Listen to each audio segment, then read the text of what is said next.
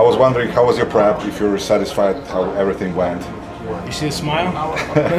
Yeah, I see your cheeks shredded, so it's a good My sign. prep has been amazing. Every bodybuilder has a journey, they have a story. I've never been my best on stage. There's no excuses, you never hear me complain, but I've been consistently off. I had problems in my previous preps, I had injuries, I had a hard time making weight. And this year, I decided to work with my good friend, Andrew Vu, and my coach, Andrew. And it made a huge difference. This is my coach, Andrew Vu. Nice to meet you, Andrew. We've been friends since 2016, and I always say you have to work with someone you're comfortable with, Yeah. you mesh well with, you have good energy with, but someone that's smarter than you. And I consider myself very smart. And I've been studying bodybuilding since I was 13 years old, and I am a coach myself. But when we get into the prep, and our mind plays tricks on us, and we think we're flat, but we're not. We think we need this, but we don't. It's good to have somebody there. And when you have somebody there that understands your body and understands human anatomy, is very, very important. And I always thought about Andrew in the back, and in 2016 and 17 and 18, even though we didn't work together, we always share ideas. And I said, you know what, man, let's work together. And last year was my worst showing ever on stage. It was an embarrassment, I'm always very honest. It was my worst look. I wasn't conditioned, I was soft, I was smooth. My metabolism was stalled from pushing too hard. Did you try a new coach or? I was working with the same coach from Arnold, and I'd never blame anything on the coach.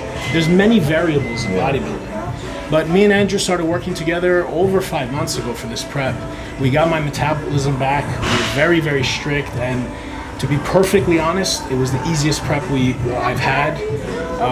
We did just the right amount of everything. Not too much cardio, not too hard in the diet. I diet very strict all the time, but this man really, he was there for me every day, and I have to say it was a very interesting experience, very different than what I've done before.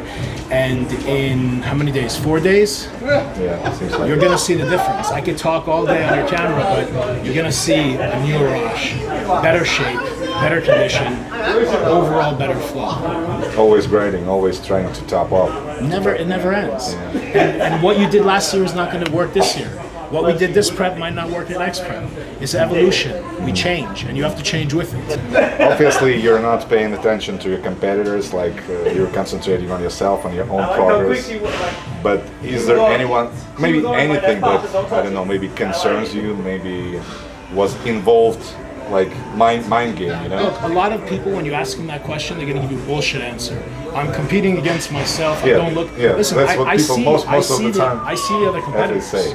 And when a competitor puts an amazing picture, it catches my eye. I cannot. Like yesterday, Breon Ensley. He looked amazing. He looks posted incredible. that picture. I'm like, what? But listen, Breon is always good. I know what Breon is going to bring. He's always sharp. I beat him once in 16. I almost beat him in 17. It was very, very close. I know I have what it takes to beat him. The reason I don't focus on them too much is because I don't see in 17 and 18 they were beating me. I see that I was not near my best. So at 100%, I know I can take a show. So am I focusing on one competitor? No. If I was going to say I'm focusing on only one, I would say Breon, because he's Mr. Olympia, and I think he's Mr. Olympia because he's so well-rounded and polished. At the same time, a lot of critics say that he's more like a bodybuilder type of guy, but like shape-wise. Well, look, I don't you're think more like classic physique, like this classic is forms, bodybuilding. This is bodybuilding. They say that about a lot of guys, and I think it's not fair. I appreciate it. I do think I have a classic flow, but we cannot go back to 1970s judging. Bodybuilding has evolved. We are bigger, we are more conditioned and more vascular. We have veins running from our ears to our toes. In the 70s, they did not. So to obtain that look, we have to be less conditioned. And the judges are not going to start rewarding less conditioned. So what classic physique is, there's no confusion, is it's bodybuilding. But it's a little bit of a mix of today's bodybuilding and the 70s era as far as size. They just restrict our size. As far as saying he doesn't have a classic look, I mean, some guys have a rib cage genetically that's a little bit built different and makes them look classic. Arnold had that look that made him look classic, but Arnold's conditioning and proportions would not go well today. Arnold's one of my favorites of all time. If he was around today with his mentality, he would work hard and he would be. He would look completely different because he's responding to that format, right? Exactly. So it's not fair to compare us. I have shredded glutes 4 weeks out. You can put your finger in between my glute shredders. Nobody had shredded glutes in the 70s. The first person was Rich Gaspari. You know? By the way, this time we brought a Ukrainian athlete. He's going to be competing in your division too. This is his first debut at the big stage, Kirill Kudayev. Okay. He's working with Dennis Wolf. Awesome. He's his coach, so we're pulling for him. Have you ever heard anything about him? Not yet? I think I've seen his pictures.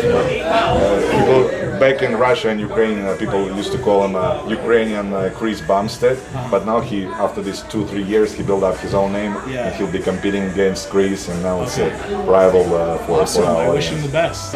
Actually, this year, and another Ukrainian dude competing in 212, so it's a big breakthrough for Ukrainian bodybuilding. Yeah. 2 athletes competing. My country too. Iran. We have a couple guys, you know, Iran and Hadi Chopin this year. So.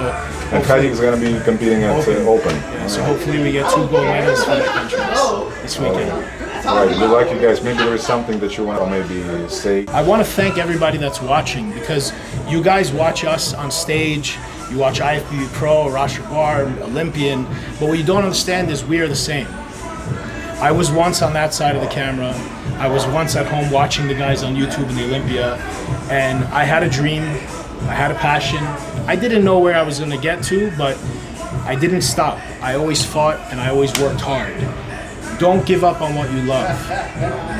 Don't do something to be safe and to take the easy way out. When you fail at something you don't love, it's a shitty feeling, and you don't learn from the failure. You don't grow from the failure. When you're doing something you love and you're following your passion and you fail, you think, why did I fail? You learn from the failure and you get better and you get stronger. So always, regardless of this bodybuilding, maybe it's business, maybe you want to be a doctor, follow your heart, do what you love, and you will be successful. Don't look at us and say we're lucky, we're in the US, we have good genetics. This is all bullshit. Work hard and believe in yourself, and you can achieve whatever you want. Failure, if it wasn't for failure, there would be no success.